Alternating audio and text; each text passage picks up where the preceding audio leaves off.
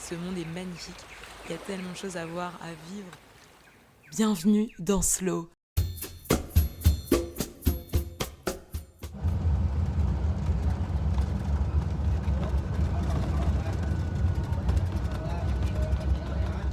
Nous voilà arrivés à Hoi An, dans une ville qui mélange architecture française, ambiance italienne, avec des barques sur la rivière, et une ambiance à la japonaise, digne du voyage de Chihiro, pour ceux qui connaissent, avec des lanternes multicolores dès la nuit tombée. En vrai, que demander de mieux? J'adore, j'aime trop la dynamique, l'ambiance. On arrive à l'aube et on saute du bus, on tente de sonner à la porte de notre guest house alors que la lune, elle, est encore là. On croise la propriétaire qui a commencé à préparer les petits déjeuners, on a de la chance. On arrive à accéder à quelques heures de nuit supplémentaires, en moyennant un petit peu de sous, dans la salle de massage du lieu parce qu'il n'y a plus de place dans les chambres.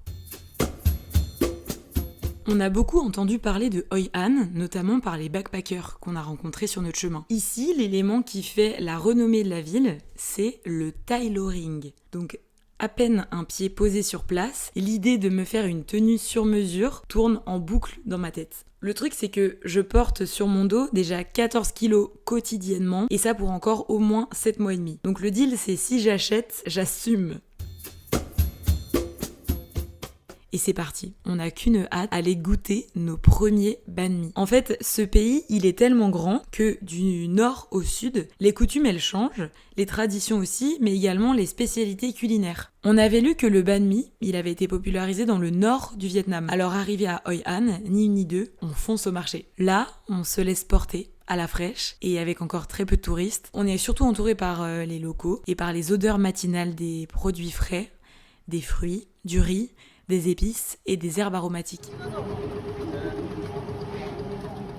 À la sortie du marché, il y a une dame qui tient un petit stand de cuisine de rue et qui prépare des banh mi à la minute. C'est l'équivalent de 1,50 €, de la baguette à la vietnamienne, du porc, du pâté, des épices, des crudités, le tout avec une petite sauce épicée. En 5 minutes, pas plus, le banh mi est prêt et servi. En fait, à chaque coin de rue, un stand de banh mi offre la possibilité de se délecter de l'un de ces excellents sandwichs. Le pain du banh mi, d'ailleurs, qui se traduit littéralement par pain de mie, est en fait issu de l'époque coloniale. À l'époque où les missionnaires français avaient pris le contrôle du pays, la baguette et les sandwichs avaient fait leur apparition sur le sol vietnamien. À l'époque, les locaux appelaient ce sandwich le ban thai, qui veut dire pain des occidentaux, parce qu'il était vendu très cher et il était vendu exclusivement aux fonctionnaires européens. Après le départ des colons, suite à leur défaite, là on est en 1954, les plats traditionnels du Vietnam ont évolué. La baguette française, elle est restée. Et le banh mi a été repensé en ajoutant de la farine de riz à la farine de blé du pain. Dans un documentaire que j'ai regardé, j'ai écouté le témoignage de cuisiniers et cuisinières de rue actuels qui expliquent que selon les Vietnamiens et selon eux, la baguette française, elle a été améliorée puisqu'elle est bien plus molle que le pain croustillant à la française. Cette interprétation de baguette améliorée, forcément, elle dépend de la personne à qui vous posez la question. Pour nous, Français, ça ressemble à du pain blanc, un peu mou, loin de la baguette tradition bien croustillante qu'on aime et qu'on achète en boulangerie en France. Mais il faut avouer que le banh mi, cette réinvention de la baguette, s'adapte à merveille. Vraiment, c'est super bon. D'ailleurs, je doute qu'il n'y ait eu plus de 2 jours sans banh mi après le premier. C'est facile, c'est frais, c'est complet. Honnêtement, et je vais le dire sans rougir, c'est mieux qu'un jambon beurre. Incroyable.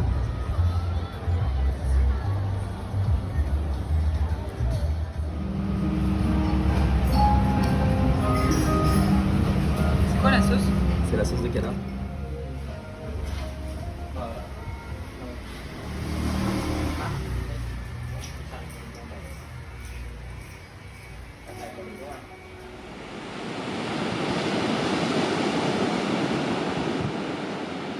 Bonjour. Je suis à la mer, face à l'océan. C'est magnifique. Il y a un paysage à perte de vue. Et ce qui est marrant, c'est que sur la droite, ça ressemble fortement aux Antilles. Il y a des palmiers, des cocotiers et des tout petits restaurants de plage. D'ailleurs, on a testé, c'était tellement bon. Et quand on regarde sur la gauche, au loin, des buildings partout. Ça me fait un peu penser à une petite île que j'avais découvert quand on était allé visiter Toronto avec ma famille. Et en fait, tu vas sur cette île et quand tu es sur l'île, tu vois Toronto d'un autre œil de loin avec tous les buildings à l'horizon. Bah là, ça fait la même sensation. Et sinon, en fait, le côté assez exceptionnel de ce paysage, c'est peut-être une trentaine des basket boats. Et en fait, c'est littéralement ça, c'est des paniers en fait, dans lesquels tu peux. C'est des embarcations pour aller sur la mer. Et là, il y en a quelques-unes qui sont posées sur le sable. Et il y a des hommes qui sont dans certaines, et je pense qu'ils sont en train de les réparer. Voilà. Hello! I'm fine, and you? What are you doing? What you do? It's for fishing. For the fish. You? You are a fisherman. You go like this. Okay. And this? This is your boat? This is you? Ah. Beautiful. Bye bye. Bye bye. En fait, il est en train de réparer un filet de pêche à la main, fil après fil. Bon, il parle pas du tout anglais, mais il était très souriant. Il me regardait bizarrement avec mon petit micro. J'ai vu dans son regard qu'il se demandait ce qui se passait. C'est compliqué parce que quand les gens parlent pas anglais, je peux pas du tout leur expliquer. Je fais un podcast. Tu peux pas en fait. T'essaies juste d'avoir la communication de base.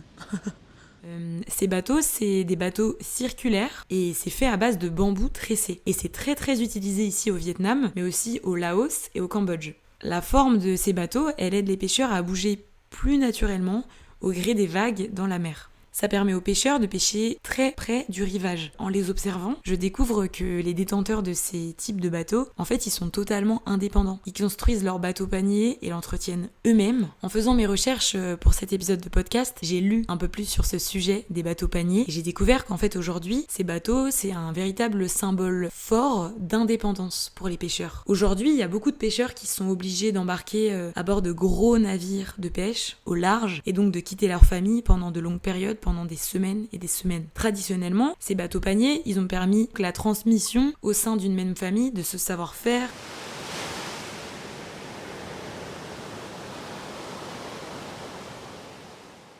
quelque chose qui est assez particulier, dont j'ai pas beaucoup parlé encore, c'est que apparemment il y a eu une énorme fraude de la part d'une famille au Vietnam il y a quelques temps, assez récent, je crois que c'était il y a un an, qui a volé énormément d'argent à des banques vietnamiennes, et donc il y a énormément de Vietnamiens qui ont perdu la plupart de leurs économies. Et donc il y a beaucoup de projets qui n'ont pas pu être menés à bien. La construction de beaucoup d'hôtels. Et là, typiquement, je pense qu'on est face à un cas comme ça. Je suis sur la plage et il y a un grand bâtiment, 4, 5, 6 étages, qui est débuté mais pas terminé. Mais on dirait pas que c'est juste parce que là, les gens ont pris un break et qu'ils reviennent demain. Ça a eu le temps d'un peu s'abîmer. Donc je pense que c'est un projet qui n'aura jamais lieu. Est-ce que je vais voir l'autre monsieur? Ouais, je vais dire bonjour. C'est sympa. What? Ok. Come on.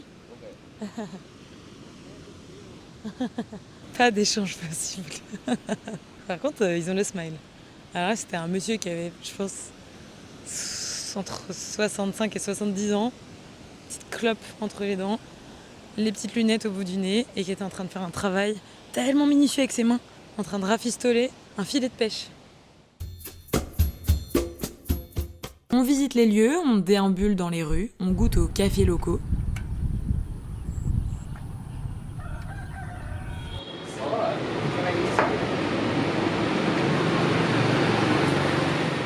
En Asie du Sud-Est, le café, et notamment le café glacé, c'est vraiment une religion.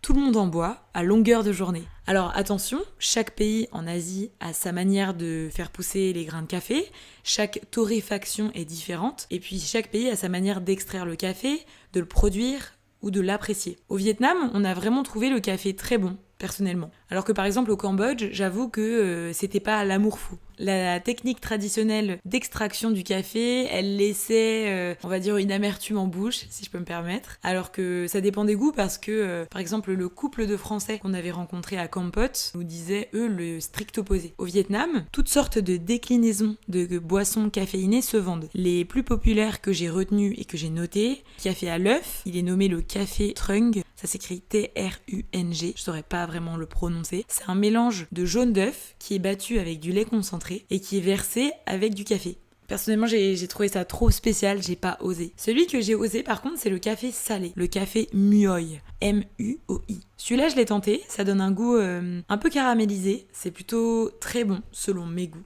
En fait, c'est une base de café noir, du lait concentré très sucré et par-dessus une épaisse crème salée.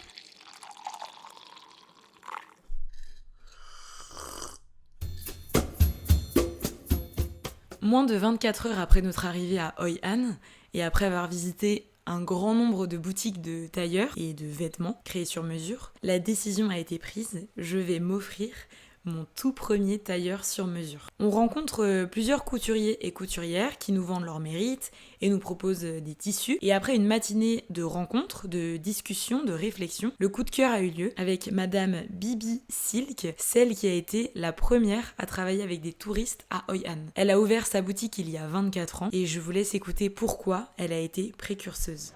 In school, I finished high school, and after high school, they have one English center. Alors ce qu'elle me dit ici, c'est j'ai appris à l'école, il y avait un centre d'anglais à l'école qui donnait des cours du soir. Là on était en 1980, elle travaillait la journée et le soir elle allait au cours d'anglais. C'était la seule couturière à l'époque à parler en anglais. Du coup, c'était la seule à travailler avec des touristes à Hoi An en 1980. C'était la première parce qu'aucun autre couturier ne parlait anglais. Con có thể nói tiếng nói cho cô thôi. No, you can. She's very shy. Là, on a été interrompu par la nièce de la patronne qui est juste trop chou, qui est toute petite, je crois qu'elle a 7 ans, et elle est intriguée de ouf par les micros et par l'appareil photo depuis qu'on est arrivé.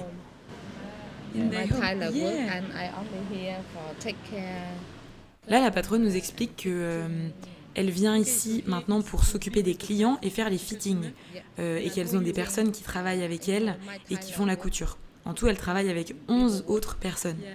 Elle travaille avec beaucoup de couturiers et de couturières et qu'il y en a pour tous les types de vêtements. Par exemple, il y a des couturiers spécialisés dans les robes pour femmes, il y en a certains qui font uniquement les costumes pour hommes. Et donc de ce que je comprends, vous avez appris à le faire aussi, mais aujourd'hui vous travaillez uniquement avec et au contact des clients. Au bout de 8 ans à travailler la journée et à apprendre l'anglais le soir, elle a ouvert son propre shop. C'est celui qu'on découvre aujourd'hui. Aujourd'hui, ça fait 24 ans qu'elle a sa boutique. Et le nom Bibi Silk, Bibi c'est son surnom. Et c'est aussi un nom qu'elle aime bien. Elle s'appelle Fong Tao Nguyen. C'est son nom de femme mariée. Là, je lui ai demandé mais vous avez beaucoup de tissus, où est-ce que vous les achetez?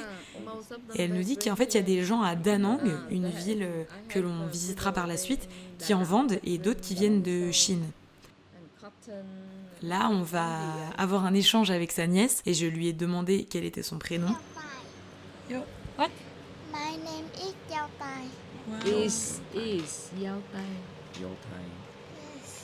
Nó rất biển. My name is Margot.